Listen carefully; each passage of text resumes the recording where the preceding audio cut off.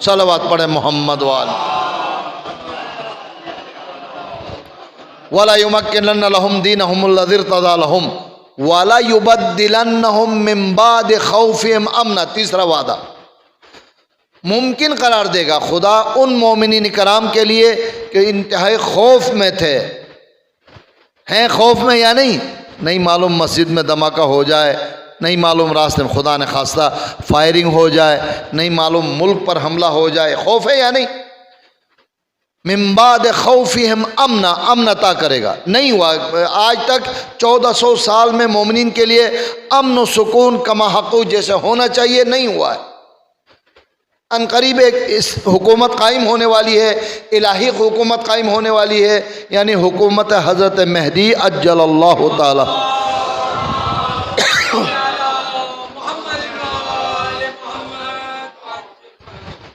انشاءاللہ وَإِلَّا يُبَدِّلَنَّهُمْ من بعد خوفہم امنا۔ کیا ہوگا اس وقت؟ یعبدوننی ولا یشرکون بی شیئا، صرف رب فرماتا ہے میری عبادت کرنے والے ہوں گے اور کوئی شرک و کفر کرنے والا ایک بھی باقی نہیں ہوگا۔ اب میں بات یہاں تک لے کر آیا ہوں، انشاءاللہ عجل فرجہم کی دعا پڑھیے گا، دعائے توسل واسطہ دیجئے، حدیث کساء پڑھیے، دعائے کمیل پڑھ کر گڑ گڑائیے، امام زمان کی صحت و سلامتی کی دعا پڑھیے، دعائے فرج پڑھیے، اور بہت ساری دعائے عہد پڑھیے، بہت ساری دعائیں امام کے واسطے سے موجود ہیں۔ مگر یاد رکھیے گا جو قباحت ہے، انتہائی ڈرتے ہوئے جملہ کہہ رہا ہوں لیکن حقیقت ہے، جو قباحتیں میری آپ کی نافرمانی کی وجہ سے معاشرے میں نافذ ہو گئی ہیں، جو عذاب ہم پر نازل ہو رہے ہیں، ان کو دعاؤں سے، خالی دعاؤں سے دور کرنا ممکن نہیں ہے۔ وہ ایک مثال اسلام کی دی جاتی ہے، مولا امام حسین علیہ السلام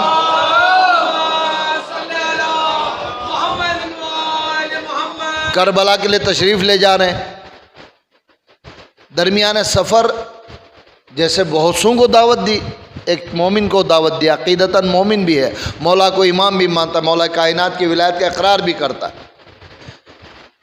کہا لازم ہے دین کی خاطر ہمیں جہاد کے لیے جانا ہے، چلو میرے ساتھ۔ کہا مولا کچھ درہم و دینار دیتا ہوں، انہیں لے کر جائیے، اور ایک تیز رفتار گھوڑا ہے میرے پاس، اسے ساتھ لے کر جائیے، جنگ میں کام آئے گا، اور ساتھ میں تیسرے نمبر پر میری دعائیں بھی آپ کے ساتھ ہے، خدا تمہیں کامیاب قرار۔ بتائیے یہ نجات پائے گا؟ پیسے بھی دے رہا ہے، وہی کچھ ہو رہا ہے آج کل۔ مولانا صاحب ہمیں کیوں بلا رہے ہیں؟ پیسے لے لو، احتجاج کرا دو، لوگوں کو سے کام لے لو، پیسے دینے کے لیے تیار ہوں، اگر ضرورت پڑے تو بریانی کی دیگ بھی بھیج دوں گا شام کو، ضرورت پڑے تو گاڑی بھی لے لینا، مسئلہ نہیں، استعمال کر لینا، کام آئے گا۔ بالکل وہی اس زمانے میں گھوڑا تھا، وہ گاڑی اور کار دینا چاہتا ہے مولوی صاحب کو، مگر کام کون کرے؟ مولوی صاحب کرے۔ باقی ساتھ میں دعائیں بھی کہ انشاءاللہ خدا آپ کو اپنے مقصد میں کامیاب، ممکن نہیں۔ اور اگر اس زمانے میں اس حکومت کے قیام کی امید رکھے بیٹھے ہو کہ جس میں خدا فرماتا ہے لَيَسْتَخْلِفَنَّهُمْ فِي الْأَرْضِ، میں اپنے نمائندے کو حکومت دوں گا، وہ حکومت، وہ خلافت قائم نہیں ہو سکتی جب تک جہاد نہ ہو۔ سورہ مبارکہ انفال کی آیت میں اکثر مومنین کے سامنے ذکر کرتا ہوں، رب کا حکم ہے دشمن پر اپنا روب، اپنا دبدبہ، دشمن خدا پر اپنا روب و دبدبہ دھاک بٹھانے کے لیے تم پر لازم ہے کہ وقت کے مطابق اسلحہ اور جنگ کی تیاری کرو۔ اور مجھے معلوم ہے کہ اگر بار بار یہ آیت پڑھوں گا تو کیس تو ہو سکتا ہے کوئی مسلمان جنگ کے لیے تیار نہیں ہوگا۔ ابھی واقعہ ہے اسلام آباد میں فلسطین کے لیے کچھ جوان نکلے تھے، اتنے چھیتڑے پڑے کہ کم از کم 10 سال تک کوئی احتجاج میں تو نہیں جا سکتے ہیں، وہ جیلوں میں ڈالنا اور قید کر دینا فلسطین کے۔ اور ماشاءاللہ سے مسلمان بھی اتنے اچھے ہیں، فلسطین کے لیے ایک جگہ کی ویڈیو آئی تھی، یعنی کہ انتہائی جہالت کی، فلسطین کی حمایت میں جلوس نکالا ہے، دستہ نکالا ہے اور نعرہ کیا لگا رہے ہیں؟ فلسطین مرد آباد، فلسطین مرد آباد۔ ان کو یہ نہیں پتا ہے کہ کس کی حمایت میں اور کس کی مخالفت میں نکلے۔ باقاعدہ ماشاءاللہ سے لال لال داڑیاں نظر آ رہی ہے، نعرہ لگا رہے فلسطین مرد آباد۔ بینر پہ لکھا ہوا ہے یکجہتی فلسطین کے لیے ہم جلوس نکال رہے ہیں۔ یہ حالت ہے ہماری۔ ظاہراً کسی نے کمنٹس دیا ہے جہالت کے بارے میں، کہا کہ جاہل تو ہم ہیں لیکن کم بختی یہ ہے کہ ہم جہالت کو دور کرنے کی کوشش بھی نہیں کرتے۔ اگر پنکھے کے نیچے اے سی میں بیٹھ کر، چار دیواری میں بیٹھ کر مولا آئیے بہت ضروری ہے آپ کا آنا، آ کر آواز دے نکلیے کام اب میرا بھی کیجئے، اب پھر ہم میں سے ہر ایک کو اپنا گریبان میں جھانک کر دیکھنا ہوگا کہ کون مولا کے ہر حکم پر لبیک کہنے کے لیے تیار ہے۔ غالباً میرا وقت مکمل ہو رہا گفتگو کے لحاظ سے، تو ایک حدیث کا سہارا لینا چاہتا ہوں، انشاءاللہ آپ حضرات متوجہ تو ہیں۔ پروردگار آپ کی عبادتیں قبول فرمائے۔ مزید توجہ کے لیے ایک بار مل کر بآواز بلند صلوات پڑھیں محمد۔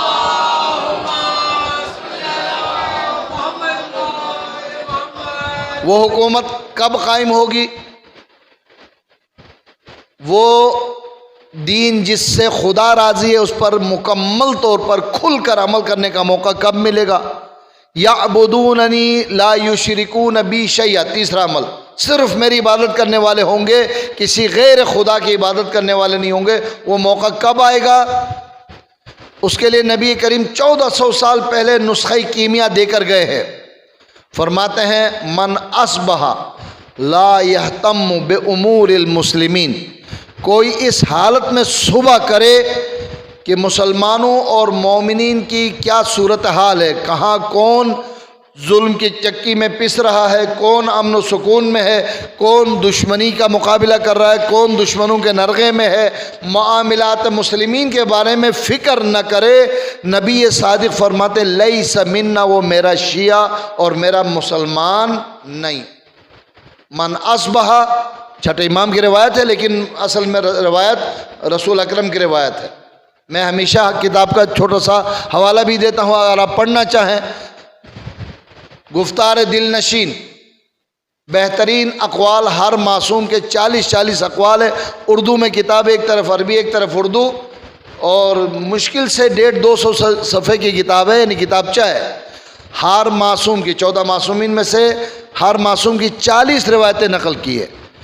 تو پیغمبر کا جو سب سے پہلا فرمان نقل کیا ہے، ایک تو یہ ہے کہ وہ حدیث بیان کی ہے جس میں نبی نے فرمایا کہ جہاد، جس جہاد پر میں زور دے رہا ہوں، جہاد اکبر ہے، اور نفس کے ساتھ مقابلہ جہاد اکبر ہے۔ یہ حدیث نمبر 1 ہے۔ حدیث نمبر 2 یہ پیش کیا ہے، لکھنے والے مولانا مرحوم روشن علی صاحب ہیں، غالباً اندازہ ہے کہ شاید انڈیا کے کوئی مولانا ہے جنہوں نے نجف میں ترجمہ کیا ہے۔ فرماتے ہیں کہ من اصبح لا یہتم بامور المسلمین فلیس منا۔ مفہوماً ہم نے بہت دفعہ سنا ہے اسے، لیکن سنتے ہی رہتے ہیں، سن کر تو سن ہو گئے ہم لوگ۔